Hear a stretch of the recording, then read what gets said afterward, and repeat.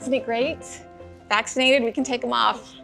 So great. Gwinnett Moms, welcome. Thank you for being here and sharing your vaccine journeys with us. I thought it would be nice for us to go around and introduce ourselves and say a little bit about our family and what we love about Gwinnett.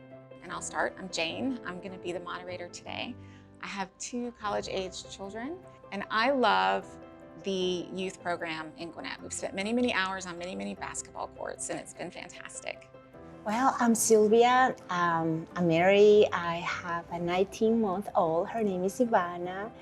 And I work for Gwinnett County. I love the people from Gwinnett. I love the community. I'm very happy to be here. Hi, I'm Anna. I work in public health. I have 1 son. He's 14 months old. And we love the Gwinnett parks. We love to go to the playgrounds. We try to go every week.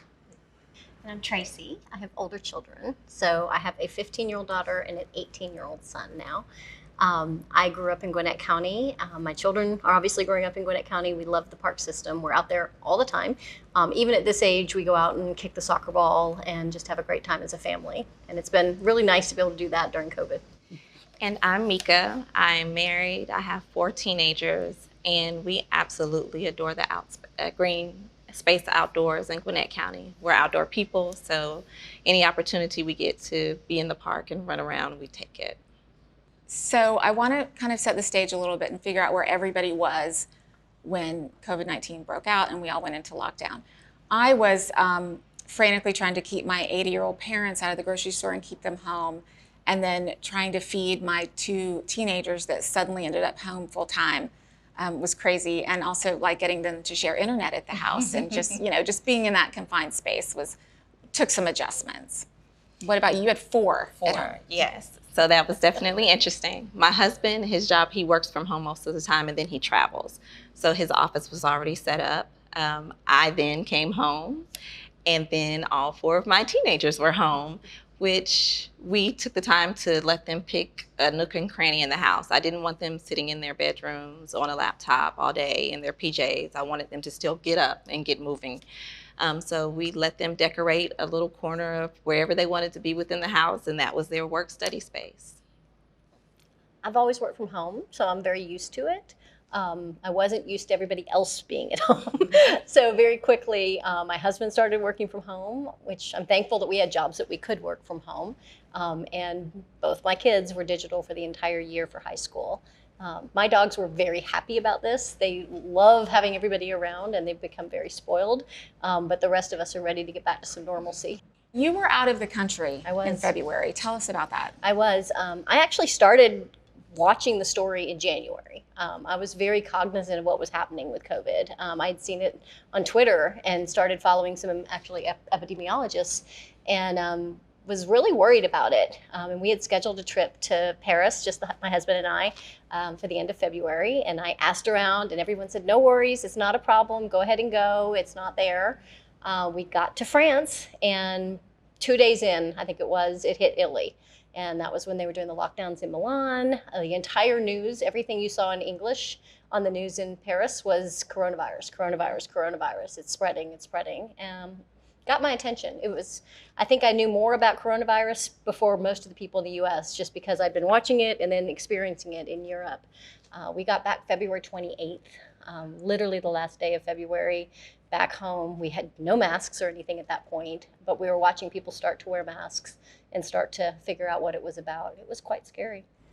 Anna, you've studied epidemics and pandemics most of your life. What was it like for you at the end of March? Well, I was 9 months pregnant, and I was about to go on maternity leave when everything started coming down. So I had actually already set up to work from home those last 2 weeks of my pregnancy anyway. So it's just now all of a sudden everyone else was also working at home. And that was also the same time that we initiated that we were going to be working on COVID. So I was there for some of the initial, like, how do we even do this, setting everything up, and then after like 7 days, I was like, all right, well, I'll see you guys in June. But it was definitely, it was scary being that pregnant and not really knowing what was going on, because we had to check the hospital website every day because we didn't know if my husband was even going to be allowed to be with me. So, and certainly didn't have any visitors at the hospital. And I think my mother came after he was born, but that was it. didn't even see my in-laws for like 2 months, and I still have family that hasn't met my son. So It's hard. yeah. Sylvia, you also had a new baby. Yes, I did. She was born in November. Then at that time, I was on maternity leave. Then I returned to work, and then the lockdown started. I had to return home because we were supposed to leave the building, and that's the order we got. So I have to take care of my baby. The daycare was closed. My husband was an essential worker, so he had to leave home. So I was by myself, and my baby was with me by my side, working every day. And we managed to work it, and then finally the daycare opened. I was able to leave her there for a couple days. So that helped me a lot to manage my time at work. It was stressful because I work for the communications division, so there was a lot of things that we need to get out there for the community to be informed of what's going on. So working early, working late at night, but we made it through. And I feel like my baby felt, I don't know, like she knew when I was stressful, she was the best baby of the world. I didn't have to be on her all the time. I mean, I was blessed to have her. So vaccine hesitancy, I know it's a real thing. I did not experience that. We were sprinting as fast as we could to get the vaccination. And it was surprisingly emotional for my family. My mom was posing for pictures. She was just so thrilled. What was it like for you guys? Anna, did it feel that way to you? Oh yeah, absolutely. I was very fortunate that I had access to it very early through work. I was one of the first people I knew who got it. I think it was even before we even realized the second shot gives you side effects. Like that was news to us, some of us, by the time we were getting our second shot. But yeah, no, I mean, I definitely took pictures, and it was just it's such a huge relief. You're looking around at everybody else in the room, and we're all just kind of looking at each other like, yeah, it's finally, we're here. We made it here. Yeah. Sylvia, I know that you had not been able to see your mother, and she hadn't met your daughter. And so did you see the vaccine as like the golden ticket, like the way that was going to happen? Well, when I got the vaccine, that was not too long ago, I feel relief. I feel good. But my mother, I mean, she got the vaccine before. My parents got it before. My in-laws too. I think that was also that motivated me to go for it and say, hey, let's do it. I still have some loved ones that haven't got it yet. But I definitely hope that one of them, especially my husband, tells me, hey, I'm ready to get it. My mother-in-law had a little accident, so she had to go to a rehab place. So unfortunately, she was not vaccinated. So she had to stay in this place for a couple of weeks in quarantine due to that she didn't get the vaccine. So I think now I have talked to her, and she has told me that she wants to get the vaccine, that she's ready for it, because God forbid something happened, we will not be able to see her. Tracy, you and your husband went and got vaccinated together. We did. We made it a date night. Date nights were few and far between for my husband and I during COVID. We had teenagers at home, so yeah. We had a great time. We just were so excited to go. We were so happy. We took selfies with the masks and with all of the signage behind us, and we were that couple. But I've never been so happy to have a shot in my entire life. I was like, come on, bring it, let's go. Mika, were you hesitant at all? So yes, I was hesitant a couple of years ago. I got sick unexpectedly and had to have a series of surgeries. My final surgery was actually during COVID. It's almost a year ago, in June. And that experience was tough because no one was allowed to be with me. And because of my health issues that I experienced, I wasn't sure of how it would react with my body. I was nervous about side effects. I didn't want to go back into the hospital for any reason. After talking to my doctors, My husband and I did the same thing. We made it a date. We took selfies. We got our shots together, not the shots we would typically get on a date, but we did the whole nine, and I was thrilled. It was a relief for me. Yeah. So I'm hearing in my circles a lot of, I'll wait and see. I want to wait till FDA approval. I want to wait. What are you all hearing, and how are you hearing that, or how are you replying to people? I know, Sylvia, you mentioned that you have a family member who's not ready. What do you say? Well, I keep telling him that I would love for him, to make this decision because of our loved ones, because of our daughter, because of his mom, my parents. But it's just, I try to encourage some people that I know that they don't want to get the vaccine, just to do some research and talk to other people and ask them about their experience, maybe someone that they trust, I don't know, your mom, a coworker or someone. My husband is at the point that, he will get the vaccine soon. I'm sure he will. That's actually great advice. Talk to someone who's had the shot, and people in your community, and definitely your doctor. Talk to your doctor, see what they say about it. Try to steer people away from the internet personally, because you just don't know what it's going to tell them. So, and if they have a specific concern, like for example, it came out too fast, that's something I can talk you through. They didn't have to do all the fundraising steps, so that they were able to do a lot of the steps a lot faster and really streamline the process, but they still did everything they do during a regular vaccine trial. I mean, everything was still done to the same standards, the same standard of care, even with Johnson & Johnson, when so few people were getting those blood clots, but they still stopped it just to make absolutely sure. People, they're absolutely taking every precaution that they can with these vaccinations. But I mean, if someone just really wants to wait, then I can encourage them to wait, as long as, maybe more encouraging that at the end of that waiting period, you actually go and get the shot. Mika, you said you had some friends who were hesitant. Tell me about that. So I did. Everybody was Googling and looking up their own sources of why you shouldn't get the vaccine. They never could tell me why you should, but they had a list of reasons of why you shouldn't. For me, the way I approached it with them is logic. It's kind of what Anna was saying. It's a freedom thing. It's a relief thing. For those loved ones that you want to be near, why not protect them and yourself? Do your part. It's no different than any other immunization that we've experienced and has been developed over time. But I hit them with, talk to your doctor. That's exactly what I did. I didn't give any advice to them that I didn't already take myself. You don't trust what you hear on the internet or on TV? Go to the person who you do trust, which is usually your doctor. You trust his word or her word when she says, okay, this is where we are with your health. Why not do the same with the vaccination? Right. So what about the children? What are you guys going to do? Well, we talk about it, about Ivana getting a vaccine.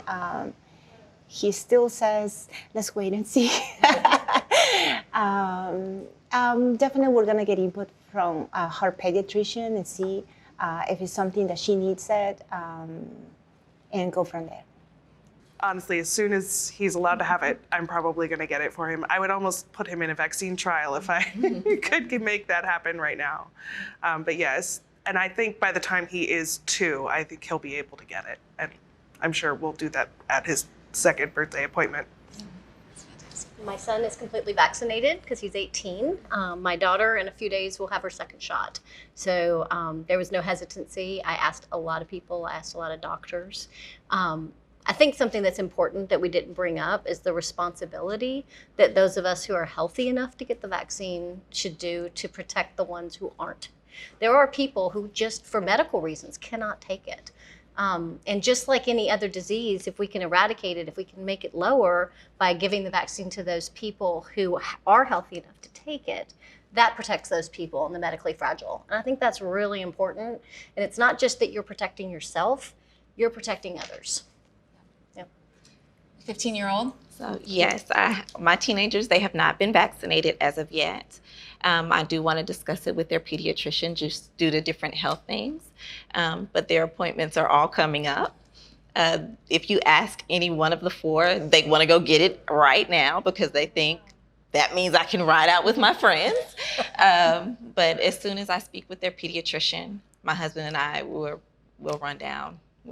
And I would throw them into a trial if I could, but I want to clear it with their pediatrician first. Tracy, you've been advocating for children's health for a long time with Children's Healthcare of Atlanta of Gwinnett. Tell us about that. So Children's Healthcare has advisory boards in all the major counties in Georgia. And I'm chair of the Gwinnett County Board and have been for, 8 or 9 years now. It's been a long time. It's just important to me that kids have access to the healthcare that they need, that they're not the same thing as small adults. I'll tell you a brief story. My daughter was 2. She rolled out of bed. She broke her collarbone. I brought her to a regular adult hospital. They put her in a regular adult sling. Didn't work very well. I ended up spending the whole next day trying to find a pediatrician, orthopedic, who could get her in a proper cast that she could not move so that she could protect her collarbone, and learned very quickly that children aren't small adults. They're totally different. So I started advocating for children's at that time. It really folds in nicely with the Gwinnett Moms campaign because, in my opinion, there's been a myth that this doesn't affect kids. It does affect kids. The first way it affects kids, quite frankly, is just socially. We've had so many kids who didn't get to see their friends, who didn't get to go to school, didn't have the normal, experiences that they would have normally had. That emotionally affected the kids. It's not true that they don't get sick.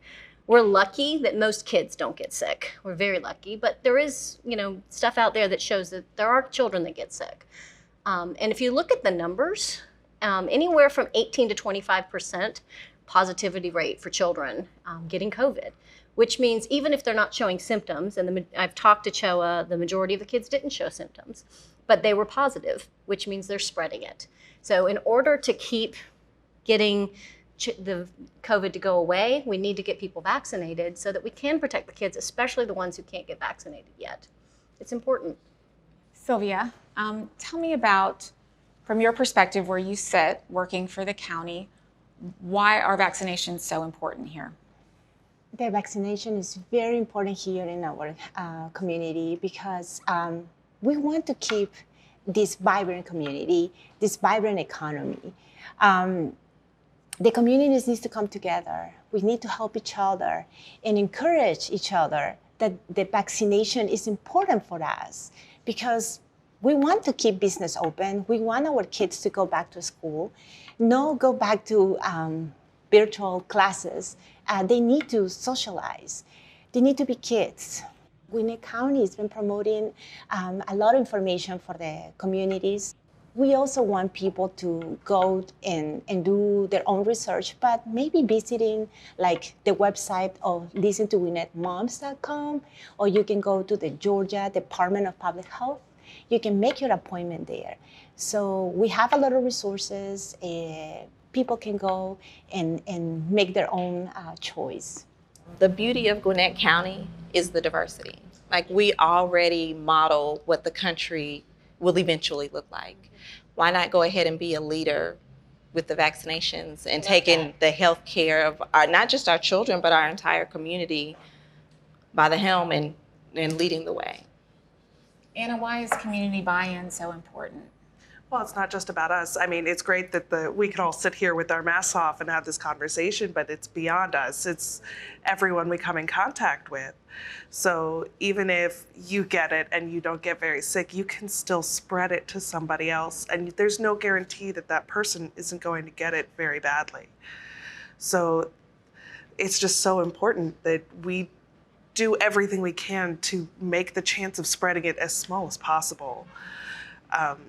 And it's not just even for health, it's for economic purposes, for just day-to-day life. For if a teacher at my son's daycare gets it, then he has to be home for 2 weeks, then I have to be off for 2 weeks.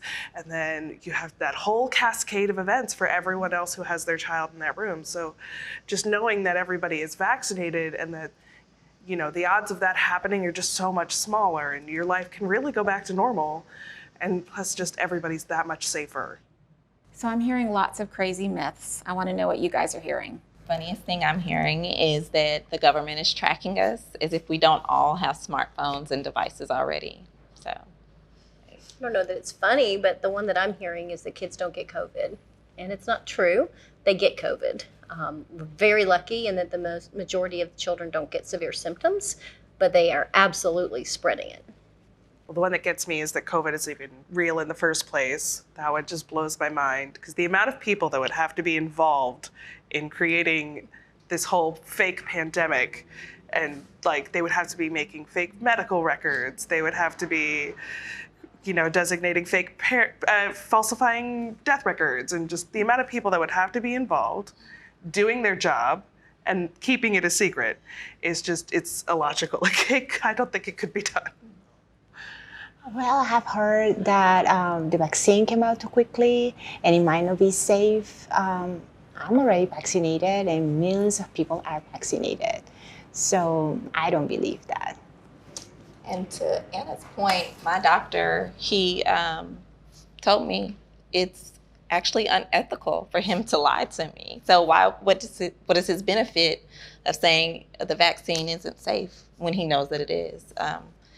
So I think about all the nurses and doctors that have this information. Why would they give out lies and false information saying it's not safe? What do they get out of that? Right. And I'm glad you brought up the nurses and the doctors, because way at the beginning of coronavirus, we didn't know what we were dealing with. They didn't know what they were dealing with, and they went to the front lines. They didn't have adequate PPP or PPE at times. They didn't know what they were getting into. They didn't understand the disease. They were just doing their best to treat it.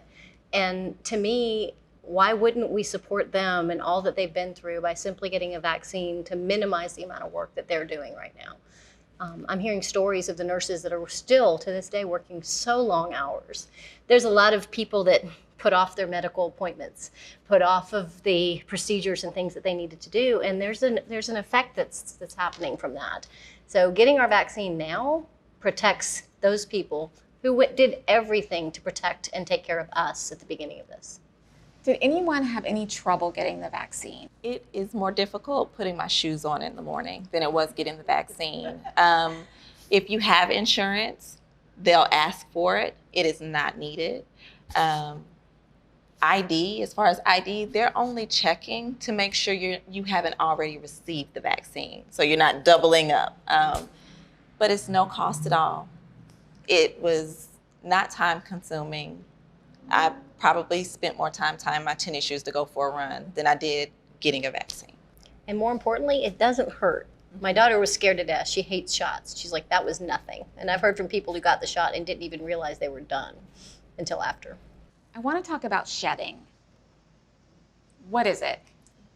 So this is something I'm starting to see more of online. It's this theory that people are actually in danger from vaccinated people, and it is just emphatically not true. There is no actual virus in the vaccine. It's simply instructions for your body on how to fight it. So say with a flu shot, they give you a dead version of the virus in the vaccine. So it's kind of like putting up a mugshot, like this is what this guy looks like, so to be on the lookout. And what this vaccine does, it's just giving you instructions. It's like an APB. It's like, if you see this, this is what you do. There is no actual virus in the vaccine, so there's nothing to shed. So no one is in any danger from catching COVID from a vaccinated person. And in fact, one of the things that I've heard is that because it tells your body what to look for, that's why so many people get a little bit tougher symptoms on the second shot, is because, and the way I heard it sound was, oh, there's that jerk again, let me punch him harder. So your body's punching him harder because they see and they recognize the pattern and they want to get rid of it. And that's what's protecting you. So I've heard that some people are thinking that the vaccine will render you infertile. I've heard this too. And I've heard from, I think where it comes from, some women with their other side effects, some people really get knocked out by the second shot and some people are absolutely fine. Some women are noticing a change in their cycle when they get the vaccine. And so I can almost kind of see how someone making that cognitive leap to to it having further consequences, but it's simply not true because there's a lot of things that can mess up your cycle. It certainly doesn't mean that you're infertile forever. But I haven't seen any evidence at all. No one's come forward with any evidence that it's making anyone infertile. And I believe that I heard that there were people in the trial who were successfully got pregnant during the trial. So. And there's lots of baby showers coming up. Absolutely. I am awaiting a baby cousin. I am on baby watch now. So if the vaccine renders anyone infertile, then my cousin and her husband need their money back. So ladies, Gwinnett is listening. What do you want to say? I would love for the community to know and understand how important it is to get vaccinated. We need our life back. And we need to have our vibrant community and economy all going, kids back to school.